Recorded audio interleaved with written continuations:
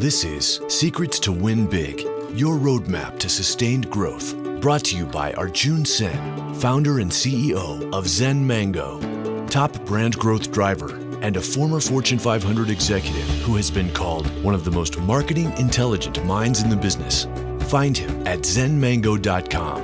And now, here's your host, Arjun Sen. Hi, welcome to Secrets to Win Big with Arjun Sen. This is Arjun, and it's truly a pleasure to have fascinating conversations with leaders from all walks of life and all over the world.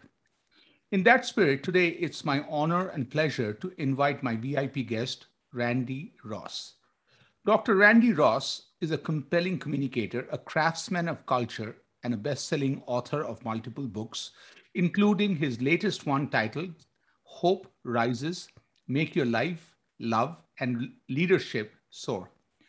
He has worked with brands such as GE Appliance, McDonald's, Panasonic, Cox Communications, Compass Group, Chick-fil-A, Keller Williams, and Intercontinental Hotel Group to inspire people to find new passion and purpose in their work and perform better together in teams. You know, this is the thing that really intrigued me, and I really had to talk to Randy once I realized that some of us make an impact, but when some of us go above and beyond that rare few to help others achieve that higher level, that person I really must talk to. Currently, as a CMO of Remarkable and former Chief People Officer of North American Automotive Grouping Incorporated, he utilizes his experience to engage audiences worldwide with his keen insight and good contagious humor. That's the good contagiousness we need right now. Randy, welcome to Secrets to Win Big. Arjun, thank you so much. It's a pleasure to be with you today. So Randy, I want to start with the practical information of overcoming setbacks and challenges is what you focus on. So what's your story, your background that started your journey to help others? What were some of the challenges and obstacles you have overcome to arrive at where you are and adding impact and value to us all?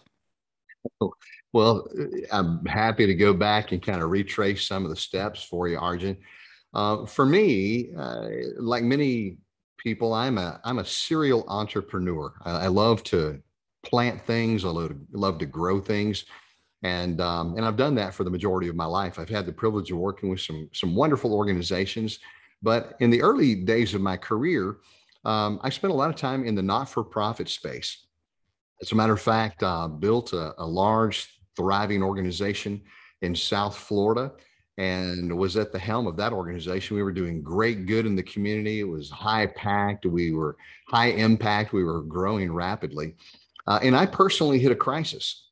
For me, there was a series of challenges that came my way.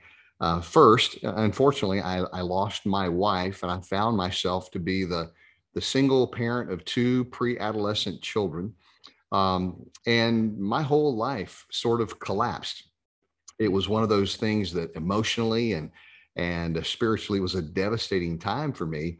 And shortly on the heels of that, I lost my dream job, my ideal job, which I never imagined would ever happen. But I found myself in a situation where I was overwhelmed. I was challenged emotionally. I was stretched spiritually.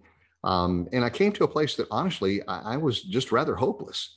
Mm-hmm. And it was in that period of time that I began to understand what was required to rebuild life after you hit a wall. What does it mean to start over from scratch? What does it look like to take on the biggest challenges of life and be able to see on the other side of that, not only a brighter tomorrow, but really to be able to build for yourself your own blue sky life.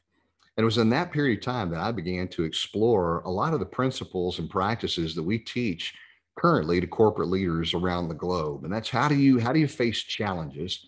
How do you overcome obstacles? How do you sustain yourself during the greatest storms of life? And then how do you come out on the other side with something of value that you can offer to other people who may find themselves in a similar situation?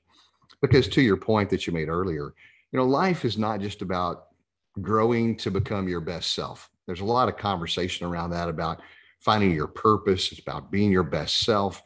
If you want to take it back to Abraham Maslow, as many of us can do that from a psychological standpoint, his hierarchy of needs, at the top of the hierarchy of needs, a lot of people think that self-actualization is the pinnacle, but it's not. As a matter of fact, if you read history, if you know much about history, then he was challenged by a friend of his by the name of Robert Hartman, who said, Abe, self-actualization can't be at the top of the pyramid because a life that's wrapped up in itself makes a very small package. And so he challenged him to think through the idea of life is not complete until you've given back to others. And so in his last writings that were not widely published, he added a tier above self-actualization, and it's actually self-transcendence, which means that life is not complete until you've done good, until you've left a legacy, until you've left something behind that makes a substantive difference in the lives of others. And I think that's what we embrace, and that's what we teach. As I'm listening to you, and as I listen to a lot of leaders, what I find is there are three dimensions leaders play in. Level one, which is everyone. I call that the world of one of many, which takes excelling in what you do. You really have to be good at what you do. Then I call level two, which is one of few, where those who are good at what they do, but also are having fun in what they're doing. You can see a smile on their face. But then what you just described to me is the ultimate level, which is level three, which is one of one, in my humble opinion, where not only you're good at what you do, you're having fun, but you're making an impact on others. Because to me, that's the legacy. It's literally the good pyramid scheme where you are influencing others and they go on and make an impact. But I just want to go back to something where the journey that you talked about losing your wife, very tough time. I'm very sorry what you went through, and two amazing children that you raised, but at the same time, you had to lose your job. In the darkest of nights, and it seems like there's no hope, how did Randy go through those nights and keep you in the game and not give up? That's a great question. One of my heroes, one of my favorite authors of all time, is an individual by the name of Viktor Frankl. I don't know if you're familiar with Viktor Frankl, but he wrote a book called Man's Search for Meaning. And Viktor Frankl was an Austrian psychiatrist who survived the Nazi concentration camps, and all of his worldly possessions were taken from him. All of his family members were lost in the German concentration extermination camps. And he himself was conscripted because he was a professional, a doctor of psychology. He was conscripted to actually document some of the worst atrocities that you can ever imagine that man could perpetrate against mankind. But through all of that, he writes from this sense of inner stability. He writes from the standpoint of he imagined what life would be like on the other side of the darkness. Mm-hmm. And that's what gave him the hope to endure that horrific period of time in his own life. And he came out on the other side and he wrote Man's Search for Meaning, but he also created what's known as logotherapy. And I've always found that fascinating that Viktor Frankl, someone who could endure the harshest conditions that you could ever imagine, mm-hmm. never lost hope and saw himself on the other side of it. I think what happens in the human spirit is this: you're either going to succumb to the pressure, mm-hmm. or you're going to find the substance that's necessary to find emotional equilibrium and then use that to leverage bad times to extract good things. And that's what I found to be true when you understand the principles of applied hope. Because applied hope, it's not just a matter of placards and platitudes. It's not just for dreamers and for poets. Hope is for doers. Hope is active, it's vibrant, it sustains the soul. And we would all say, in difficult times, you have to have hope to anchor the soul, but very few people understand what hope is really all about. But once you do, then Arjun, man, it makes a world of difference in all of your pursuits. I just want to go, with your kind permission, a little deeper and spiritual. When I came to this country as a student, there was some problem with the documents and everything else. Summary of that is, I thought I was getting $16,500 scholarship. There was a typographical error and I was getting only $1,650, which was not enough to make, both ends meet, and was this close to getting evicted from this country. I wrote a letter to my grandma. In those days, we used to write letters, and my grandma being the most influential person in my life. And then I waited, and 3 weeks later, a response came back. And she said, as I listen to you and I hear, I feel sad and worried. I was even tempted to sell my home and get you the money. But then I decided not to, because I believe God is never cruel. God would never put you in a challenge unless he was 110% sure that he gave you the skills to overcome. He even explained to me that God would never throw you into water unless God was sure you can swim. But then he explained to me, knowing swimming doesn't help if you do not use your hand, your legs, and your breathing to keep yourself afloat. So believe in yourself and you'll come out of that other side stronger. At that moment, I hated my grandma. And, as a grandson, I can always hate people I love. But more I reflected on, I really feel she helped me such a lot by not bailing me out, because that set me up for bigger success in future. Because as you're talking about, when I go back listening to you about active hope, and I'm just love that concept about active hope, because many a time the word hope has been marketed, positioned as this negative force where it's an inactive thing. You just hope and not do anything. I love the way you're taking hope and taking it forward. So I just want to, transition to, of course, only one place I can go with the word hope is about the book, Hope Rises. Okay. So tell me a little bit about the purpose of the book. Why are you, do you think, or did you think it was important to get us reconnected back to hope, the core beliefs of hope?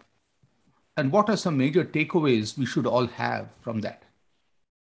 Well, first, I can't miss the opportunity to say that your grandmother was a very, very wise woman, because what she did for you was that she allowed you to grow through the experiences of life, mm-hmm. rather than try to rescue you, which in the end probably would have stunted a lot of your growth and may have very likely kept you from becoming the successful individual that you are. Because one of the things that we talk about in the book Hope Rises is the fact that we have to look at life through a different set of lenses. When I reached middle age, my vision started changing, and you're wearing glasses. You know what it's like to go to the ophthalmologist, and she drops this monstrosity of a machine in front of your face, and she begins to drop all these various lenses for you to be able to see clearly, and she adjusts those until you have perfect vision, 20/20 vision. Well, in the same way, we all look at life through different lenses and we see life differently. But this is what I know to be true, that there's nothing in the world that can change the way you view the world than your own personal perspective, the lenses that you look through. As a matter of fact, perspective is the only thing in the world that can radically alter, radically transform the results that you get without altering a single element of your environment. Let me say it again. Your perspective is the only thing in the world that can radically transform the results you get without altering a single element of your environment, because we can't always control our outer world. We might be able to influence it, but there are very few things, if you are honest, over which we actually have control.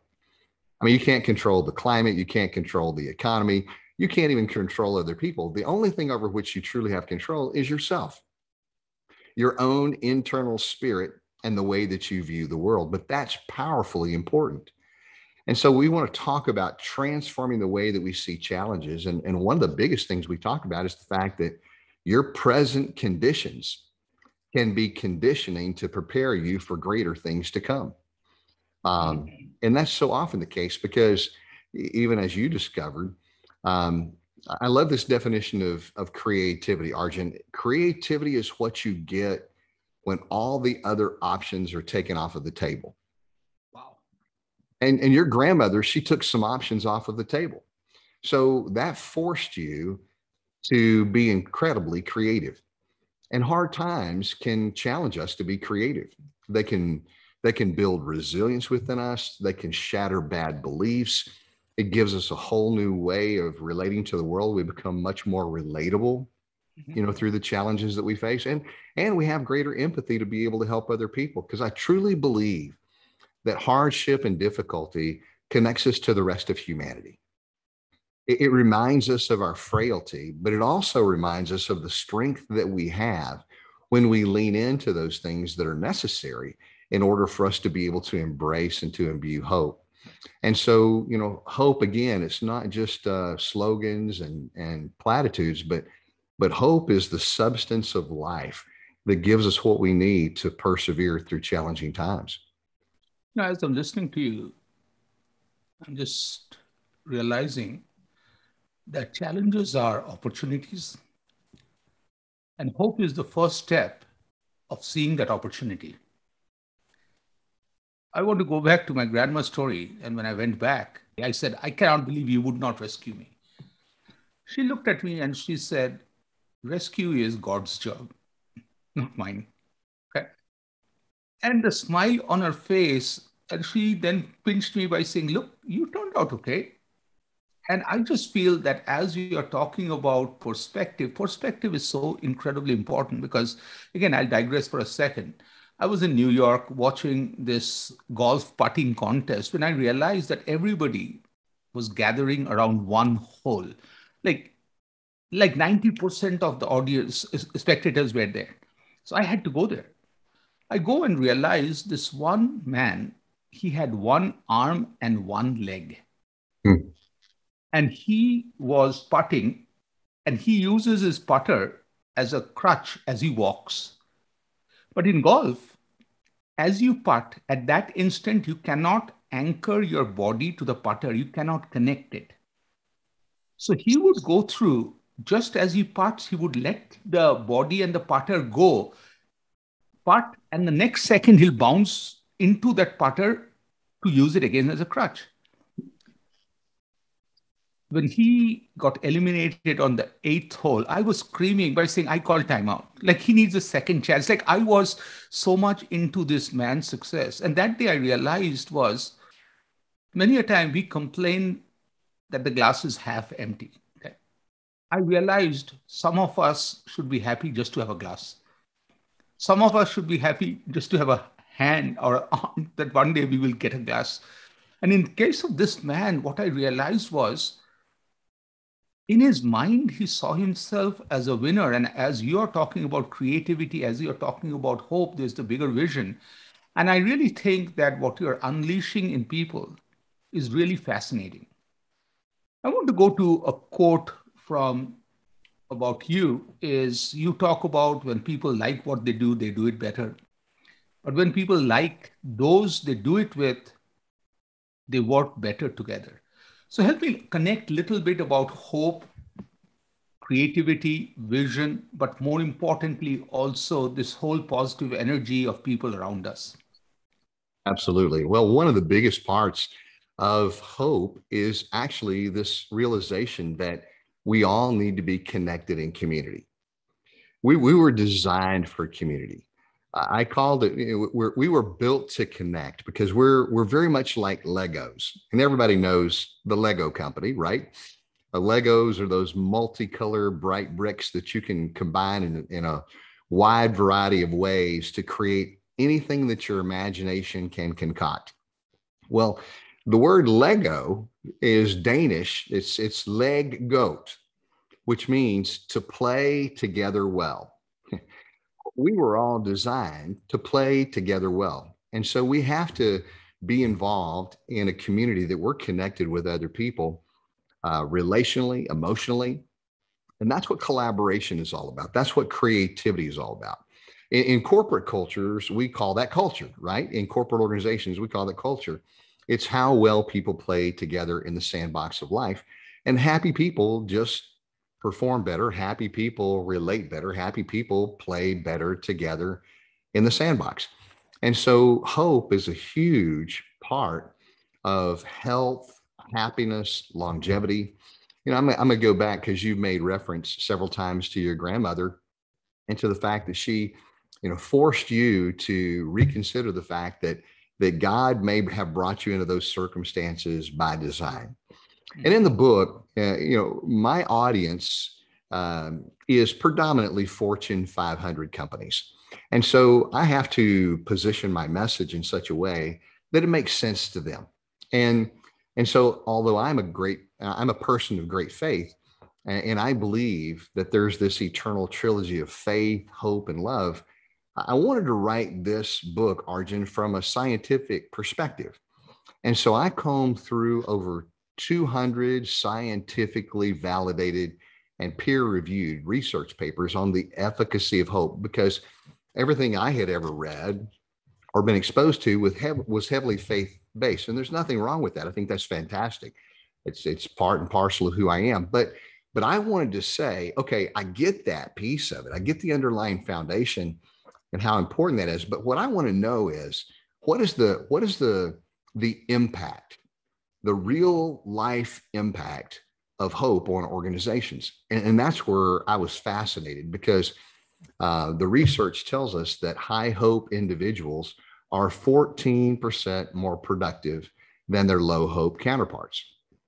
High hope organizations spend less money because their people are much more highly engaged. So therefore, there's less absenteeism, there's higher levels of morale, there's better collaboration, there are less workman's comp claims because people are more highly focused. Here's a fun one.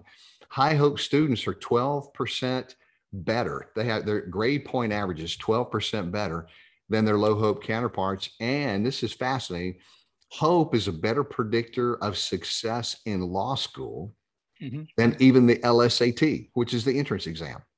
Wow. So all of those things combined, when you realize the power that hope can have, then it's important that we are able to define it properly, but then we can pursue it effectively. And that's where we apply a lot of practical wisdom and practices that people can actually put into place to embrace and to imbue hope. So you talk about you being very, the research that you looked at, the 200 scientific data points. You come across very, very living hope yourself. For you, it is easy. For rest of us, what are some KPIs? What do we look at to tell us either we pat ourselves on the back that we are doing good on hope, or we are a little low on hope, or a lot low in hope? Like, what is that indicator that tells us where we stand on hope? Well, one of the things that we provide actually is an assessment that helps people be able to diagnose their levels of hope. And that's rather fascinating because it's an assessment that's widely acclaimed from the field of axiology, and it helps people identify those areas where they may be weak.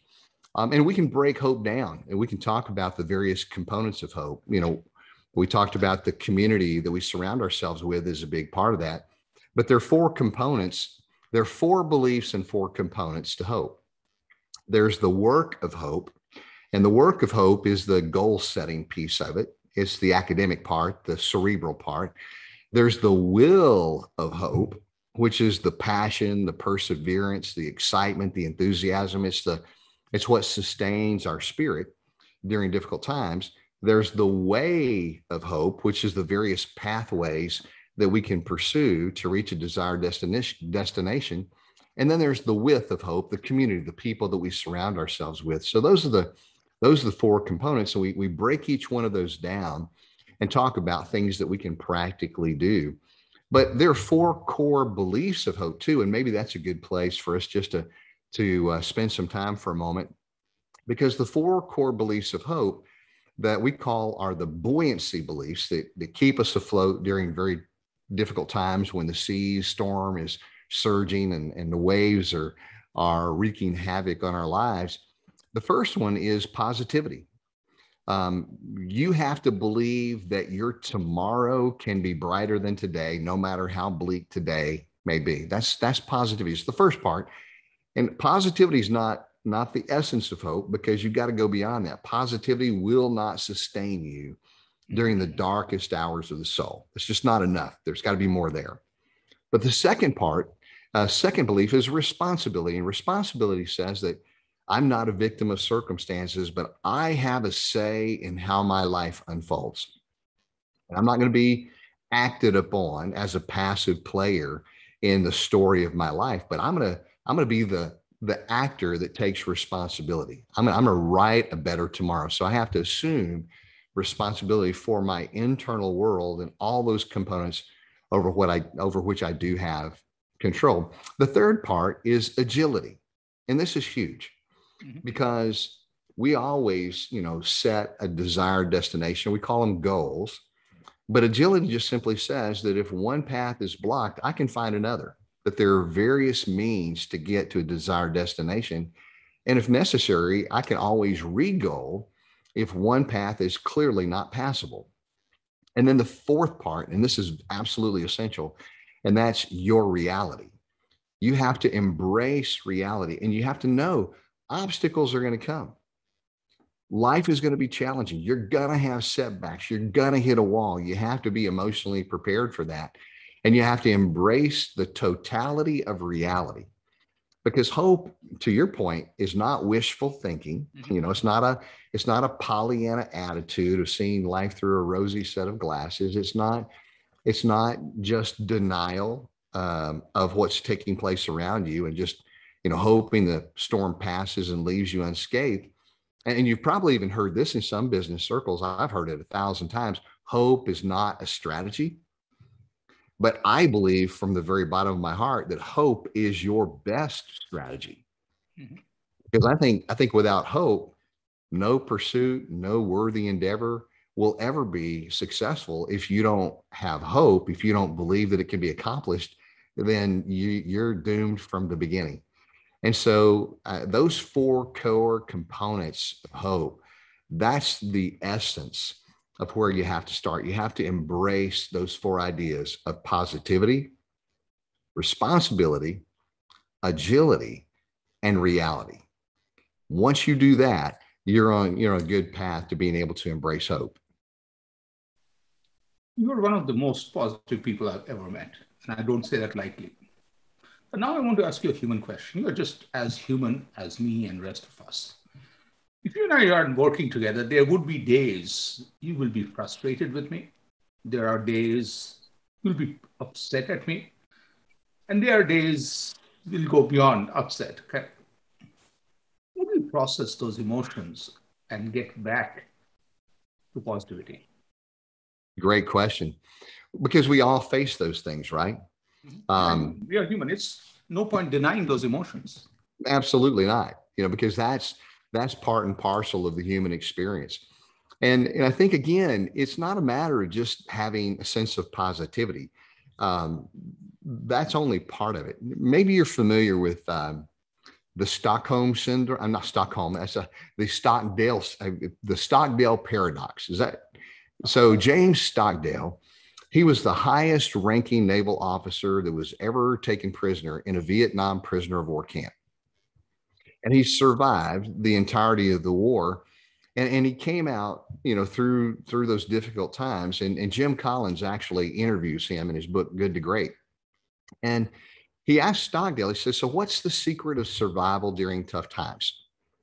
And Stockdale said, well, you have to have this belief that you will, in the end, you will be able to persevere.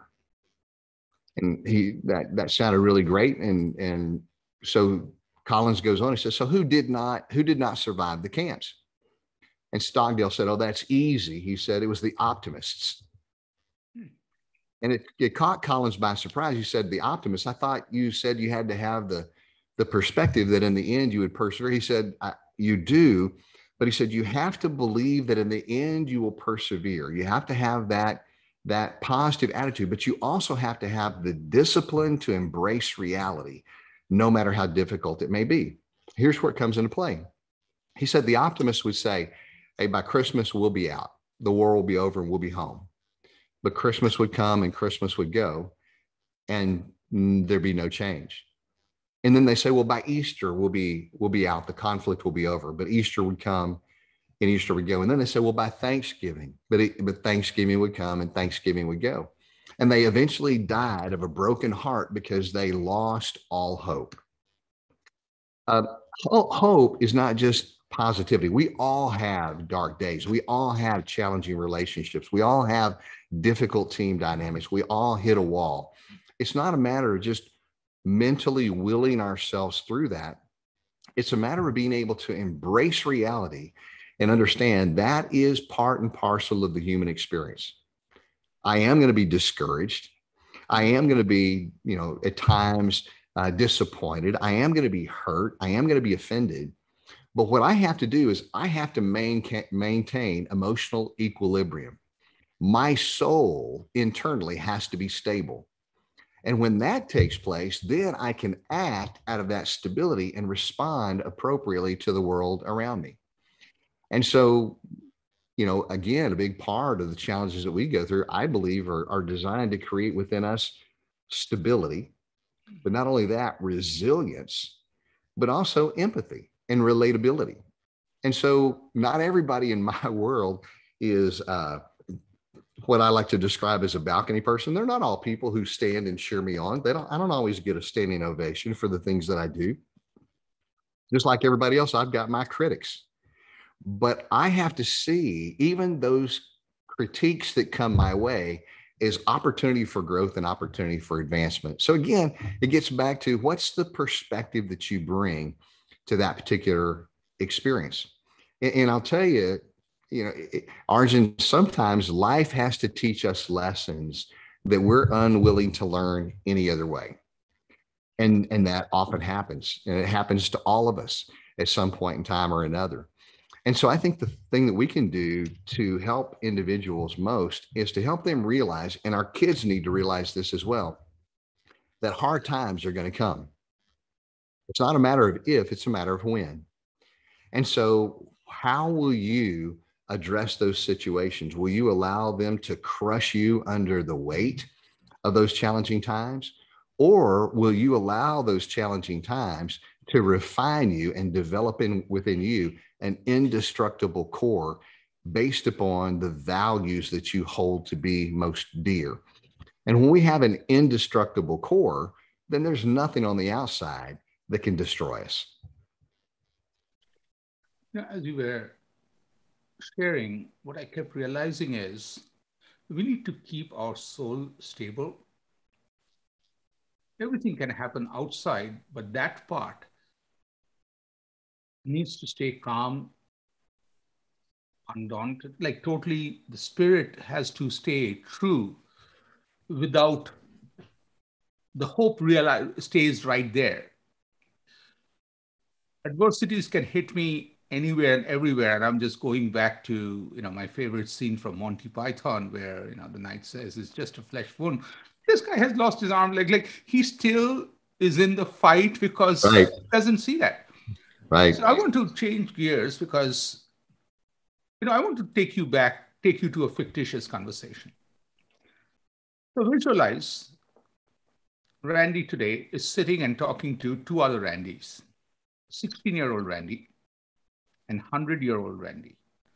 Three of you are sitting at your favorite place. Of course, all of you have the same favorite restaurant, coincidence. What would that conversation look like? Like, what would you ask Randy from 16 years old, Randy from 100 years old, and what would you like to share with them? Yeah. Wow. I like that question. Um, I think the thing I would share with the 16-year-old Randy is a simple idea that you don't have to wait until life is easy until you make the decision to be happy. Does life ever get easy? No, it doesn't. And I think that that's a lie that so many people live, is that they believe that happiness is the result of having no problems. Mhm. And that's not true, because I can't think of a time in my life that I went for a long period of a long season without problems. Problems are just a part of the human experience. And so I would want the 16-year-old Randy to understand that tough times are going to come, but how you endure those Mhm. will determine your trajectory. And if you handle those difficult times well, then you can use those current conditions as conditioning to prepare you for better things to come. I would say stay true to your values, Mhm. make sure that your core is strong, and bounce back. It's sort of like the difference between a Super Ball and silly putty. Everybody remembers a Super Ball. Super Ball has a almost indestructible core. The harder you throw it down, the higher it bounces. Yeah. But silly putty, when you apply pressure, it compresses and it adopts to its environment. And I would say, don't be like silly putty. Don't conform to your environment, but be transformed by the renewing of your mind. Set your sights on higher things and bounce back. To the 100-year-old Randy, I would want to ask him a lot of questions, because I think what I would discover is, if I asked him, what are the highlights of your life? I think he would say probably the lessons that he learned out of hardship. Mhm. Much like when your grandmother didn't sell her home, at the time it seemed devastating. But looking back on it now, you're probably more circumspect, and you're probably much more appreciative of the fact that she forced you to dig down and reach deep within yourself Mhm. and draw out resources out of your own spirit that maybe you never even imagined were there. And it was probably one of the greatest gifts she could have ever given to you. And I think the 100-year-old Randy would look back, and he would probably reflect upon those difficult times as being milestone moments in his own life that were pivotal, and set him on a totally different trajectory. I ask this question nearly every time, and what fascinates me is nearly every time the 100-year-old person reflects on the tough times and the wins through those, and not the goofy times, the 50th anniversary and the 40th, because that's really amazing. One thing also what really hit home is commitment to do things. And as I told you about, my grandma used to write letters, and as I reflect on these letters, grandma is not here anymore, but her thoughts are there, inspirations are there for a lifetime. What I realized was this whole concept of doing tomorrow doesn't work. Either I do it or I don't. I've taken snooze out of my equation. In the morning, one alarm, I'll make a choice, get out of bed or don't get out of bed. I will go to the gym today. There's no going to the gym tomorrow. Like, tomorrow's decision will happen tomorrow. I cannot ever use that as an excuse. Today, I'm a little tired. I promise Arjun I'll go. No, that is tomorrow's decision is independent. Today, be truthful. You don't want to go to the gym, say, I'm not going to the gym. Be that I don't want to go to the gym, Arjun, and go to sleep. And this is another thing, another woman in my life, my amazing daughter taught me is, in life, we all get wake up calls. What we do with those wake up calls defines us. Some of us snooze through, some of us don't hear, and that's really fascinating. So, Randy, this is an incredible conversation with you. I truly appreciate you taking the time. Is there any final thoughts, a question, or something that I would have asked you, but I didn't? Anything you want to add? Because I'm Like this, I have to listen to it myself a few times to truly get the nuggets you shared with me. Well, I would just simply say that for anybody who wants to elevate their level of hope, I would encourage them to get a copy of the book, Hope Rises, because two of the things that we talk about, we give 10 practical ideas on how to elevate your hope. And the first one is to set goals that are based upon your character.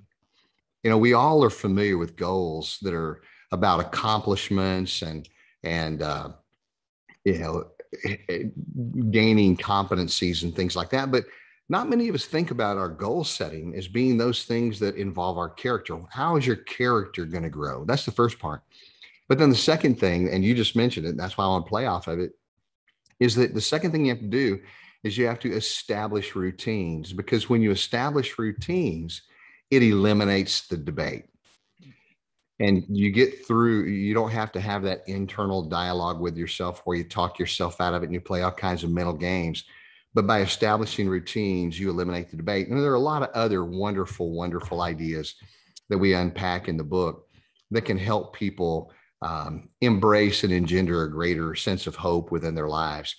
But I would just say this in closing, that when we realize the power and the impact that hope can have, and if we define it properly, and if we embrace it wholly, then it can make a tremendous difference in our lives. And I'll just close by saying this, that peace is the emotional response of faith. Joy is the emotional response of hope. And love is the expression of them both. And so faith, hope, and love are intricately intertwined together. And when we get that combination right, then our soul is filled with peace, our life is filled with joy, and we live out the expression of love as we create value for other people. And that's when life really gets fun and life really gets exciting, because we get beyond our own challenges. We embrace whatever life throws our way, and we leverage even bad times to accomplish great good feats. Thank you, Randy. I think this has to be the conversation where I've used the inaudible sound maximum number of times. I don't think I have ever used it that many times, and that was the wisdom from you. For all of you who are listening, this book, Hope Rises, Make Your Life, Love, and Leadership Soar. I want to read it myself because I haven't read it yet. I need to be truthful. And the reason I want to read it is because Randy is sharing from what he lives, what he practices, but what he also uses to help others live successfully. And the second part, what I like is, even though he works primarily with, business leaders at the highest level, this book is focused on life, love, and then leadership. Because what I realized that if I don't have a life worth living or love in my life, I'm not talking about romantic interest, it's overall love for humanity. It's very tough to be a leader because leaders need people to follow. And that's the reason this conversation fascinated me, because initially I thought it's a very clever name for a book, but this conversation made me realize, wow, this is a book I really want to put on my reading list and get to it. Thank you, Randy, for truly a fascinating conversation. Thank you all for listening to Secrets to Win Big. I have, as I always tell you, it's about me. I have the best seat in the house to have these fascinating conversations. I'm just kidding. And looking forward to bringing you another conversation. Till then, stay safe and happy listening. You've been listening to Secrets to Win Big with Arjun Sen, founder and CEO of Zen Mango, top brand growth driver, and a former Fortune 500 executive who has been called one of the most marketing intelligent minds in the business. To learn more, visit www.zenmango.com. Share this podcast with your friends and subscribe wherever you like to listen to podcasts.